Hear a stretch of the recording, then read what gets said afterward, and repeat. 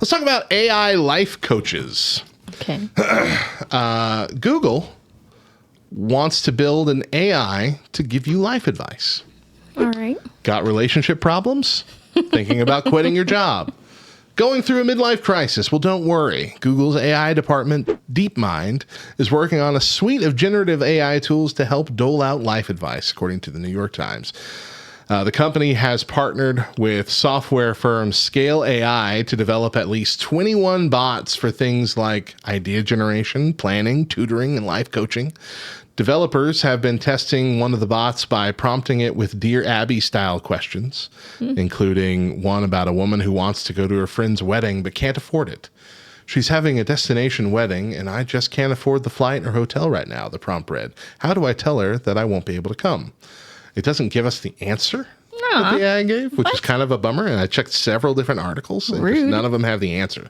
So I guess they just didn't tell you. But that's what the kind of question they're training it with. So let's put it that way. The bots come with a whole host of ethical issues. In December of 2022, Google's own AI safety team warned that users could experience diminished health and well-being and loss of agency if it took advice from chatbots. These models also have been known to hallucinate facts and display deep-seated bias in their responses. So, that'll be interesting. Let me tell you about my experience with AI. When trying to build... Okay, so those of you who've been listening to the radio station or YouTube channel for a while, you'll know that we have LTN Shorts. And one of those shorts is This Week in History. And for the first couple of years, what I would do was I would find one interesting thing that happened in this time frame, pull it out, and do like a kind of a full audio article on it in about 3 minutes. We have shifted that in the last few months to being hey, we're going to hit all the cool things that happened in nerddom this week in roughly 3 to 4 minutes, give you a little blurb about each of them. And when we started doing this, I'm like, it would be helpful to use Chat GPT to pull those dates. Like, hey, can you tell me what movies came out on this date in history? Right. And it would be like, I absolutely can. Labyrinth came out on this date. Billy came out on this date. Blah, blah, blah. Give me a whole list of things. And so I'm like, awesome. And so I'm building all these things, asking it questions about movies, TV shows, video games, comic books, wrestling storylines, all kinds of things. Tell me all the stuff that happened this day. And it would spit out all these answers. And I'm like, this is dope. Did it for like 3 weeks thinking this is great. Fourth week came and it started giving me ones that I had already seen in the previous weeks, but now telling me it came out this week. I'm like, huh? And so I'm like, maybe I should double check these, because Labyrinth had appeared 2 weeks prior, and now Labyrinth was here again. And Labyrinth was the one that caught me, because I remember that one. That's the distinctive one. Right. And so I pulled it up. I Googled it separately. Like, it didn't come out either of these weeks. It doesn't come out for another month. Wow. Timeline-wise. Wow. And so I went back to the 3 that we had done prior and checked, and at least half of them were just completely made up dates. It was just telling me the same things, or saying it was finding an article somewhere online, I'm assuming, with the title of that movie and that date somewhere in the article, and assuming, hey, it came out on this date. Right. And it didn't. Right. Or it might have been pulling it from like another country, like it premiered this date in the UK or in China or something, but it didn't tell me that in its recap. Right. It said it came out here. And so I'm like, well, this isn't going to work. No. But there were some that were just completely wrong. There was no connection to that date whatsoever anywhere that I could find online. And so I had to completely, I deleted a couple of them. I think I was able to edit one of them and just to kind of start over the process. But that's when I realized that ChatGPT will present things as facts that are completely wrong. Right. And so if it can get that wrong on something that it should know and easily be able to search and find because it's in the past. Right. Right. How wrong is it going to be on how you should Advice. interact with your spouse? How long is it going to be before a fight breaks out between a marriage when the husband's like, well, ChatGPT told me that you would appreciate this. Of course, last week we had that story about the AI meal planning thing from Right. Pack and Save in New Zealand that was telling you to create chlorine gas. Like, I just don't.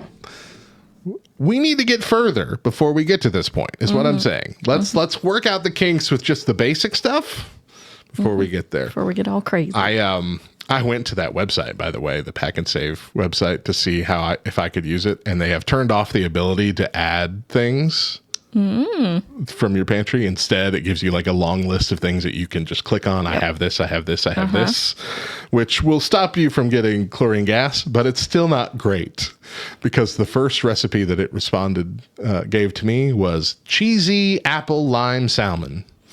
Salmon. Okay. Sorry. Cheesy apple. Cheesy apple. It was salmon. It was put a salmon on a tray, on an oven tray, top it with a slice of cheddar cheese and slices of apples and zest of lime on top of it. And I'm like, there you go. I mean, I know people put cheese on apple pie, but not on top of a salmon. You're not supposed to mix cheese and fish. Yeah, cheese right? and fish isn't really supposed to go together, right? So yeah, I'm afraid. I'm afraid it's going to go off the deep end. It might just be bad advice, but I'm also thinking it's going to be like, have you tried drinking lots of alcohol and driving? That kind of thing. And like this, someone's like, I've been waiting for someone to say that. I mean, just please make sure it's bug free before we roll that out to everybody. Right. Let's talk about smart doors. Okay. Did you ever think you were going to hear those two words together? The world's first smart door comes with a built-in smart lock and video doorbell. So instead of, like, we have those things. We have a smart lock. Right. And a video doorbell that we have added ourselves. But now, much like adding, the internet and TV to a fridge, they're automatically coming with doors now that you can purchase for your home. Okay. This is from ZDNet, first shown off at the 2022 CES.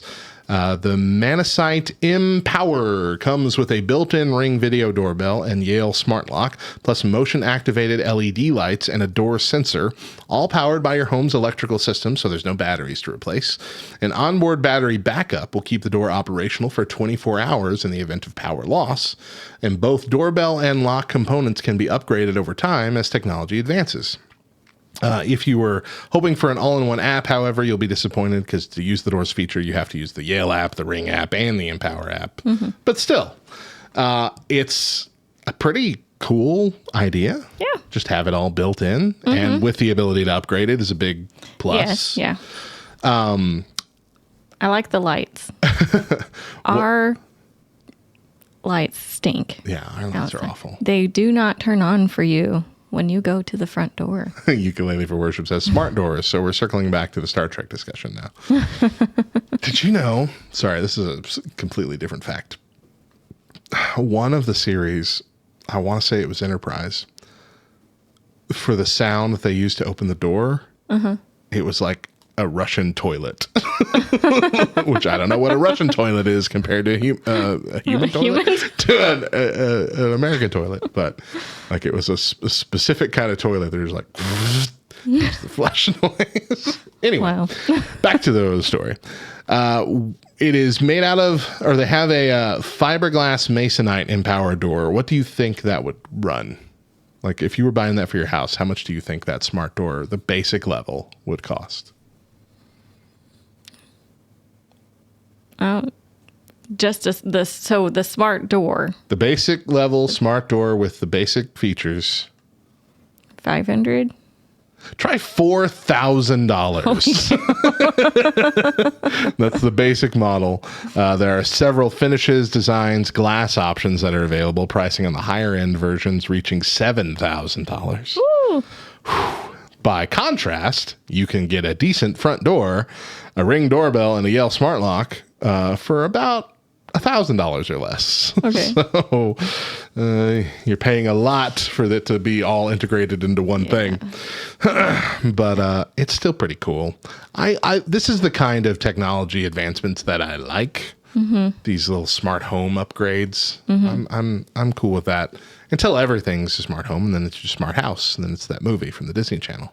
It'll fall in love with me and kill you. I mean, that's how it'll work. Let's see. Let's talk about the ban hammer real quick. Twitch will soon let streamers ban users from watching their stream. This comes from The Verge. Twitch is rolling out an update next month that will finally allow streamers to block banned users from viewing their streams. Currently, Twitch only allows you to ban users from chatting on the stream, but they can still watch it. Twitch revealed earlier this week that during its patch notes stream, a new setting will be available for streamers in September that will boot people out of the chat and the live stream in real time, and banned users will automatically be blocked from viewing your streams, a long requested feature that streamers have been waiting years for.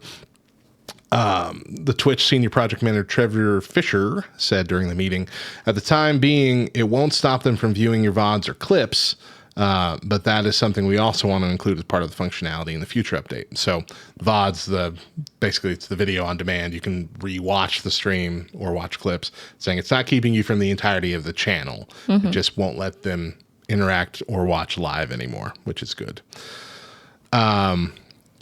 Oh, hey. That's because people are mean. Tristan Birch did a Google search for me. And Star Trek 20... Okay, my bad. Star Trek 2009, the sound of the automatic doors opening in the USS Enterprise is a Russian train's toilet flushing. I knew it was a Russian toilet, but I didn't realize it was a train. Thank you so much for that, Tristan. So, frankly, this is a fantastic thing. We haven't had a whole lot of problems with Twitch, with people coming on causing issues, but it has happened enough that it's been a problem. Not you guys on right now. Most You're of the lovely. stuff, well, yeah, you're lovely. We love you so much. Most of the time, it's usually just like an ad bot or somebody just promoting, "Hey, come check out this," without having anything to do with what we're doing. Right. And I don't care if they're not. I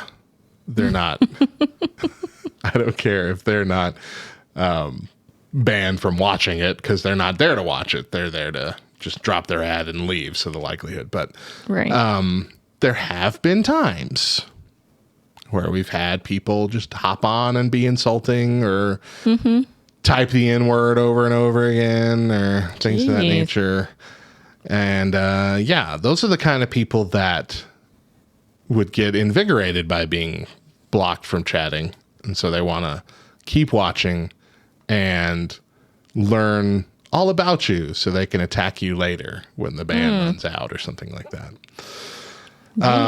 There's one wrestling stream John and I were watching. Where a guy come on and obviously he's from another country because he just either that or he just typed bad, but his English was terrible. It's like, two fat men watch sports show. That's funny. And we're like, thank you. It's like four-eyed fat men watching sports instead of doing sports. Like, yeah, we're not professional wrestlers. Are we not allowed to watch professional wrestling if we're not professional wrestlers? I don't understand what your problem is with us watching a show. Do all football fans have to be able to play football adequately? I don't get it. I don't understand your reasoning here. But like the dude would not leave. Like we tried not to ban him because he wasn't cussing or anything. He just wouldn't leave. He just kept bringing it up. I'm like, okay, well, we're done with this. So sorry. Like it's just annoying. It's annoying stuff. So it'd be nice to know that those kind of people aren't still watching, wringing their hands and plotting their revenge. So good on you, Twitch. Good move. We're gonna